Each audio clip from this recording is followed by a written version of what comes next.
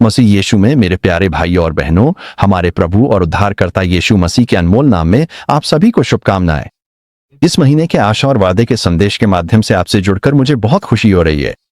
इस नए महीने में हम गिनती की पुस्तक अध्याय 23 पद 20 पर परमेश्वर के वादे के रूप में मनन करेंगे। देखो, मुझे आशीष देने की आज्ञा मिली है।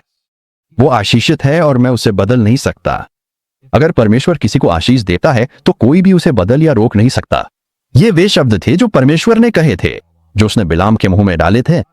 अगर परमेश्वर कोई वादा करता है तो उसके पास उसे पूरा करने के लिए आवश्यक समय, शक्ति और साधन सब कुछ है। भले ही हमारे जीवन की परिस्थितियां परमेश्वर के वादों के पूरा होने के अनुकूल न दिखें, फिर भी उसके वादे अवश्य पूरे होंगे। हालांकि उसके वचन के पूरा होने के लिए हमारे जीवन में कुछ बातें हैं जिनका हमें पालन करना चाहिए। हमारे जीवन में परमेश्वर के वादों को पूरा होते देखने के लिए सबसे महत्वपूर्ण भूमिका हमारी उसकी आज्ञाकारिता है। जब हम उसके वचन का पालन करने में असफल होते हैं तो परमेश्वर ने हमारे जीवन के लिए जो आशीषें और वादे रखे हैं वे टल जाते हैं और शायद पूरे भी ना हो। यदि तुम तैयार और आज्ञाकारी हो तो तुम देश की उत्तम उपज खाओगे। यशाया 1:19। आज बहुत से विश्वासियों को परमेश्वर का वचन सुनाई देता है, लेकिन वे उसकी आज्ञा का पालन नहीं करते और उसे अपने जीवन में लागू नहीं करते। सिर्फ वचन सुनने से जीवन नहीं बदलता। केवल जब हम उसका पालन करते हैं तभी हम परिवर्तन देख सकते हैं। मैंने जल्दी की और आपकी आज्ञाओं का पालन करने में देर नहीं की। भजन संहिता 119 पद 60। दाऊद ने तुरंत परमेश्वर के वचन का पालन किया। शाऊल ने परमेश्वर के वचन का पालन नहीं किया, इसलिए उसने अपनी बादशाहत खो दी। परंतु शमूएल ने शाऊल से कहा, मैं तेरे साथ नहीं लौटूंगा, क्योंकि तूने यहोवा के वचन को ठुकरा दिया है और यहोवा ने तुझे इज़राइल का राजा होने से ठुकरा दिया है। 1 शमूएल 11 पद 26। परमेश्वर ने दाऊद के बारे में गवाही दी, ये कहते हुए कि मैंने उसे अपने मन के अनुसार एक व्यक्ति पाया है और वो मेरी सारी इच्छा पूरी करेगा। आज बहुत से लोग परमेश्वर के वचन का पालन न करने का कारण अपनी परिस्थितियों को बताते हैं। हालांकि दाऊद ने अपनी कठिनाइयों, मानसिक दबाव और संघर्षों के बीच भी परमेश्वर की आज्ञा मानी। दाऊद जहां भी शाऊल ने उसे भेजा वहां गया और बुद्धिमानी से काम किया, और वो सभी लोगों की दृष्टि में, यहां तक कि शाऊल के सेवकों की दृष्टि में भी प्रिय था।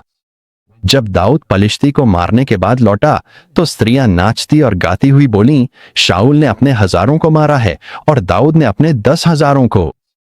इस बात से शाऊल बहुत अप्रसन्न हुआ और वो दाऊद पर बहुत क्रोधित हो गया। उस दिन से शाऊल ने दाऊद को ईर्ष्या की दृष्टि से देखना शुरू कर दिया। शाऊल ने दाऊद को मारने की 20 बार कोशिश की। ये जानते हुए कि शाऊल उसे मार डालेगा, दाऊद निराश होकर पलिश्तियों के देश चला गया। और दाऊद ने अपने मन में कहा, अब एक दिन मैं शाऊल के हाथों मारा जाऊंगा।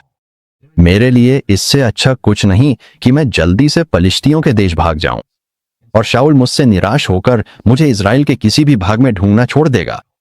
इस तरह मैं उसके हाथ से बच जाऊंगा। 1 शमूएल 27 पद 1।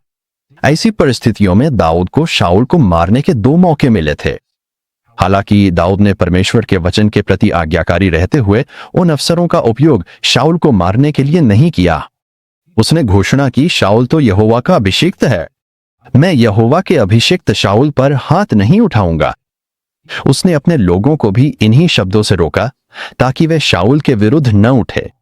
परमेश्वर ने दाऊद को ऊंचा उठाया क्योंकि वो परमेश्वर के वचन के प्रति आज्ञाकारी था। शाऊल ने स्वयं दाऊद से कहा, निश्चय ही तू राजा बनेगा और इस्राएल का राज्य तेरे हाथ में स्थिर होगा। जब यहोवा ने दाऊद को उसके चारों ओर के सभी शत्रुओं से छुड़ाया और उसे विश्राम दिया, तब दाऊद के मन में ये उत्तम इच्छा उत्पन्न हुई कि वो यहोवा के लिए एक मंदिर बनाए। यह वास्तव में एक महान और ऊंची इच्छा थी, लेकिन परमेश्वर ने दाऊद से कहा, क्या तू मेरे लिए एक घर बनाएगा जिसमें मैं निवास करूं? और परमेश्वर ने दाऊद की अच्छी मंशा को नामे उत्तर दिया। दाऊद ने चुपचाप यहोवा के उत्तर को स्वीकार कर लिया। उसने परमेश्वर से बहस नहीं की, न ही उसने जिद की कि उसकी इच्छाएं पूरी की जाएं। अक्सर ऐसा होता है कि जब परमेश्वर हमारी इच्छाएं पूरी नहीं करता तो हम उपवास, प्रार्थना, मन्नत या किसी अन्य तरीके से उसे वही करने के लिए मजबूर करने की कोशिश करते हैं जो हम चाहते हैं। लेकिन सच्चाई क्या है? परमेश्वर की हमारे लिए योजना हमारी अपनी छोटी छोटी इच्छाओं से कहीं अधिक बड़ी, गहरी और ऊंची होती है। हालांकि दाऊद की इच्छा पूरी नहीं हुई, फिर भी उसने परमेश्वर के वचन का पूरी तरह पालन किया। उस आज्ञाकारिता के इनाम स्वरूप परमेश्वर ने दाऊद को एक अद्भुत प्रतिज्ञा दी। उसने ये वादा किया कि मसीह विशेष रूप से दाऊद के वंश से जन्म लेंगे। जब से मैंने अपने लोगों इसराइल के ऊपर न्यायियों को नियुक्त किया और तुम्हें तुम्हारे सभी शत्रुओं से विश्राम दिया है। यहोवा तुमसे यह भी कहता है कि वो तुम्हारे लिए एक घर बनाएगा। जब तुम्हारे दिन पूरे हो जाएंगे और तुम अपने पूर्वजों के साथ विश्राम करोगे, तब मैं तुम्हारे बाद तुम्हारे वंशज को स्थापित करूंगा जो तुम्हारी देह से उत्पन्न होगा, और मैं उसके राज्य को स्थिर करूंगा। वो मेरे नाम के लिए एक घर बनाएगा और मैं उसके राज्य के सिंहासन को सदा के लिए स्थिर करूंगा। मैं उसका पिता बनूंगा और वो मेरा पुत्र होगा। यदि वो कोई अधर्म करेगा तो मैं उसे मनुष्यों की छड़ी और आदमियों की मार से ताड़ना दूंगा, पर मेरी दया उससे दूर नहीं होगी, जैसा कि मैंने शाऊल से ली थी, जिसे मैंने तुम्हारे सामने से हटा दिया था। और तुम्हारा घर और तुम्हारा राज्य तुम्हारे सामने सदा के लिए स्थिर रहेगा। तुम्हारा सिंहासन सदा के लिए स्थिर रहेगा। 2 शमूएल 7:11-16। हमारी इच्छाएं और परमेश्वर की इच्छा एक जैसी नहीं होती।